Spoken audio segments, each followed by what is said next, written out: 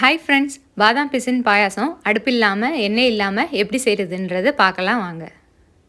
இதுக்கு ஒரு 5-6 பாதாம் பிசின் எடுத்து இரவே தண்ணி ஊற்றி ஊற வச்சுக்கோங்க. காலையில் பார்த்தீங்கன்னா இந்த மாதிரி நல்லா ஜெல்லி மாதிரி ஆகிடுக்கும். இதுக்கு ஒரு செவ்வாழைப்பழம், ட்ரை ஃப்ரூட்ஸ், என்ன ட்ரை ஃப்ரூட்ஸ்னாலும் உங்கள்கிட்ட இருக்கதை எடுத்துக்கலாம். கொஞ்சோண்டு மாதுளம்பழம். இப்போ ஒரு மிக்சர் ஜாரில் ஒரு அரை மூடி தேங்காய், ஒரு டேபிள் ஸ்பூன் முந்திரி, ஒரு 5 பாதாம் பருப்பு, இது எல்லாத்தையும் தண்ணி ஊற்றி நல்லா அரைச்சி எடுத்துக்கோங்க.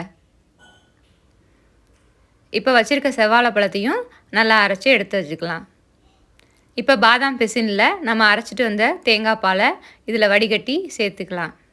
நீங்கள் அப்படியே நல்லா அரைச்சும் சேர்த்துக்கலாம், இந்த மாதிரி வடிகட்டியும் சேர்த்துக்கலாம். இப்போ அரைச்சி வச்சுருக்க செவ்வாழை, தேவையான அளவு நாட்டு சர்க்கரை, உங்கள் இனிப்புக்கு ஏற்ற மாதிரி போட்டுக்கோங்க. இப்போ வச்சுருக்க ட்ரை ஃப்ரூட்ஸ் எல்லாத்தையும் ஒன்றா கலந்துடலாம்.